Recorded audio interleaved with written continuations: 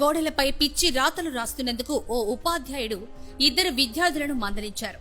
అంతే, అర్ధరాత్రి వేళ పాఠశాల కిటికీ పగలకొట్టి లోపలికి ప్రవేశించి ఆ ఇద్దరు విద్యార్థులు బీభత్సం సృష్టించారు.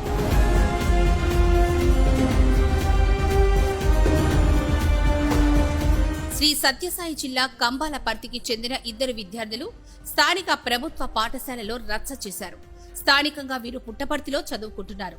అయితే గత నెల రోజులుగా సాయంత్రం వేళలో గ్రామంలో ఉన్న ప్రాథమిక పాఠశాల గోడలపై వీరు నల్ల బొగ్గుతో చెడు రాతలు రాస్తున్నారు. ఇది గుర్తించిన ఆ పాఠశాల హెడ్ మాస్టర్ రామాంజనేయులు వారిని మందలించారు. దీనిని జీర్ణించుకోలేకపోయిన ఆ విద్యార్థులు అర్ధరాత్రి సమయంలో పాఠశాల కిటికీ పగలకొట్టి లోపలికి ప్రవేశించారు. అనంతరం రికార్డు పుస్తకాలను చించివేశారు.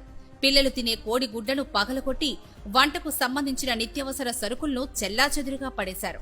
ఇలా నానా హంగామా చేశారు. అయితే పాఠశాల నుంచి అర్ధరాత్రి పెద్ద పెద్ద శబ్దాలు వస్తూ ఉండడంతో చుట్టుపక్కల ఉండే కొన్ని కుటుంబాలు లేచి పాఠశాల లోపలికి వెళ్లి చూశారు. ఇంకేముంది, ఆ విద్యార్థులు చేస్తున్న రచ్చ కనిపించింది.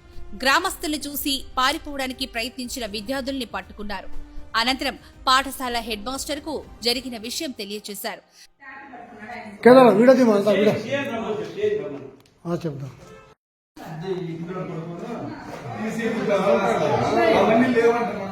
విద్యార్థులు చేసిన రచ్చపై హెడ్ మాస్టర్ పోలీసులకు సమాచారం అందించారు. దాంతో విద్యార్థులు వారి తల్లిదండ్రులను స్థానిక పోలీస్ స్టేషన్ కు పిలిపించి మందలించారు.